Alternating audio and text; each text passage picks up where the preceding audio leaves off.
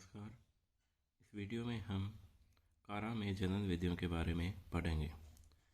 कारा में जनन कायिक तथा लैंगिक विधियों से होता है।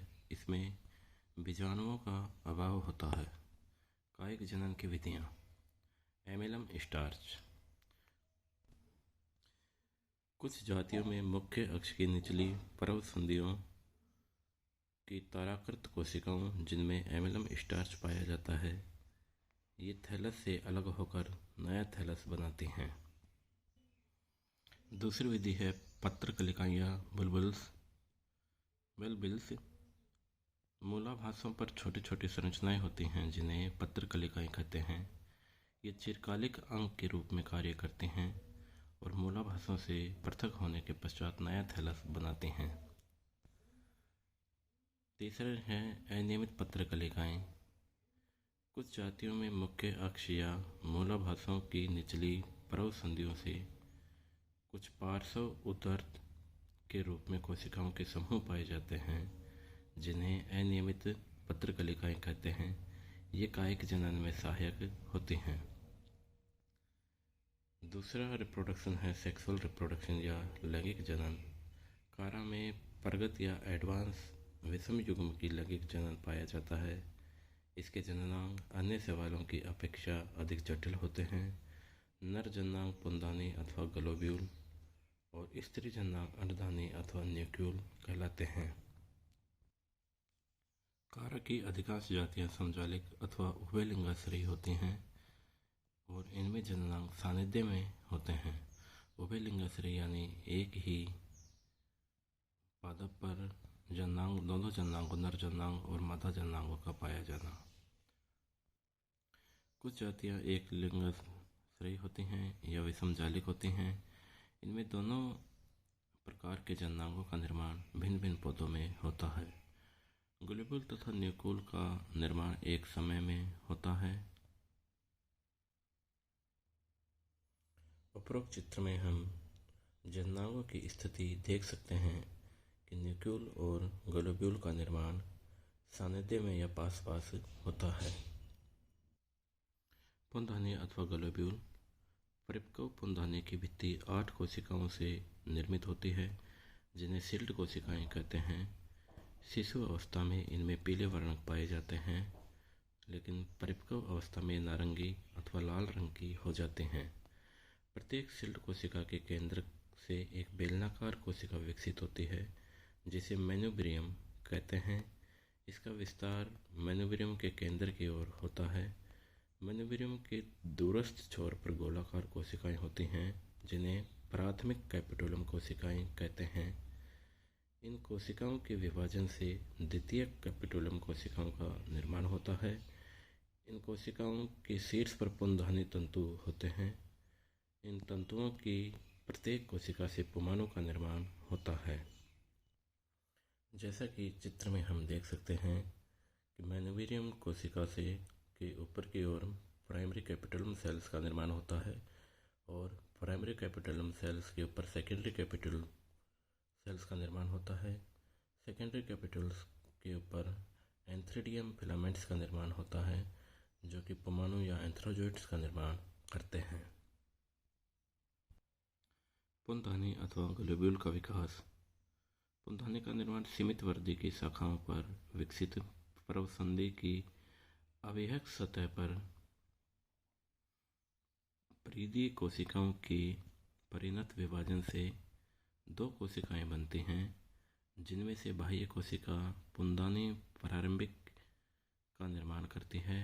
पुंधानी प्रारंभिक कोशिका में अनुप्रस्थ विभाजन होता है जिसके फलस्वरूप एक आधारीय वृंत कोशिका यानी पेडिकल सेल्स और दूसरी अंदर वाली जो सेल्स होती है वो पुंधानी मात्र कोशिका बनाती है।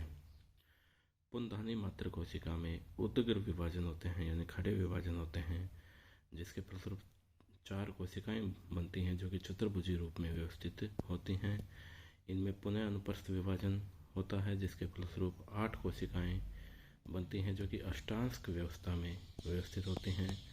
इन 8 कोशिकाओं में परिणत विभाजन के फलस्वरूप 8 कोशिकाओं की 2 परतें बनती हैं।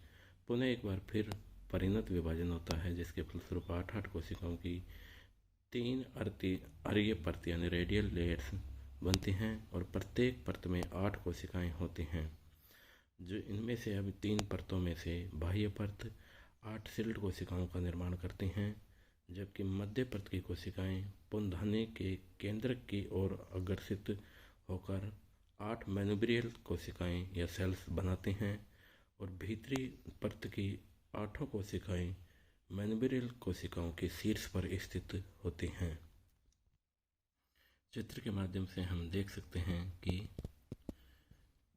परव संधि की परिधीय या एपिकल सेल्स में अनुप्रस्थ विभाजन होता है, जिसके फलस्वरूप एंथ्रीडियल इनिशियल यानी पुंधानी प्रारंभिक कोशिका और पेडिकल यानी आधारीवरंत कोशिका का निर्माण होता है। पुंधानी इनिशियल में अनुप्रस्थ विभाजन होते हैं और उसके बाद उदग्र विभाजन होते हैं 2 बार, जिसके फलस्वरूप 4 कोशिकाएं बनती हैं जो कि चतुर्भुजीय रूप में व्यवस्थित होती हैं। इसके बाद इनमें परिणत विभाजन होते हैं 2 बार, जिसके फलस्वरूप 8 कोशिकाओं की 3 परतें बनती हैं, जिनमें बाह्य परतें, मध्य परतें और भीतरी परतें स्थित होती हैं। भीतरी परत की जो सेल्स होती हैं वो मैनुब्रियल सेल्स के ऊपर स्थित होती हैं और बाह्य परत की सेल 8 सील्ड कोशिकाओं का निर्माण करती हैं, और जबकि मध्य परत की सेल्स जो होती हैं वो मैनुब्रियल सेल्स का निर्माण करती हैं। भीतरी परत की 8 कोशिकाएं मैनुब्रियल कोशिका के शीर्ष पर स्थित होती हैं, जो कि 8 प्राथमिक कैपिटुलम कोशिकाएं बनाती हैं। प्रत्येक प्राथमिक कैपिटुलम कोशिकाएं विभाजित होकर 6 द्वितीय कैपिटुलम कोशिकाएं बनाती हैं। द्वितीय कैपिटुलम की प्रत्येक कोशिका के विभाजन से लंबे, पतले, शाखित व बहुशाखित तंतु बनते हैं, जिन्हें पुंधानी तंतु या एंथ्रीडियल फिलामेंट्स कहते हैं, अथवा इनको परमाणुजन तंतु भी कहते हैं। इन तंतुओं की प्रत्येक कोशिका एक परमाणु बनाती है। परमाणु के विकास की प्रक्रिया परमाणुजनन या स्पर्मेटोजेनेसिस कहलाती है। परमाणुजन का केंद्रक पार्श्व की ओर दीर्घित व सर्पिल हो जाता है तथा इसके शीर्ष के निकट एक ब्लेफेरोप्लास्ट उत्पन्न होता है। ब्लेफेरोप्लास्ट से 2 कशाभिकाएं उत्पन्न होती हैं। इस प्रकार परमाणु दीर्घित, सर्पिल व द्विकशाभिक संरचना होती है। परमाणु की संरचना हम चित्र में देख सकते हैं, इस प्रकार से होती है, जो कि द्विकशाभिक और सर्पिल प्रकार का होता है। परमाणुओं का विमोचन। पुंधानी की सील्ड कोशिकाएं एक दूसरे से अलग हो जाती हैं। इसके फलस्वरूप द्वितीय कैपिटुलम पर स्थित परमाणुजन तंतु अनावरित हो जाते हैं और जल के संपर्क में आने पर परमाणु मात्र कोशिकाओं का जिलेटिनीकरण हो जाता है और परमाणु मुक्त हो जाते हैं। धन्यवाद। अगले वीडियो में हम अंडधानी अथवा न्यूक्लियोल के बारे में पढ़ेंगे और निषेचन की प्रक्रिया एवं पीढ़ी एकांतरण के बारे में पढ़ेंगे।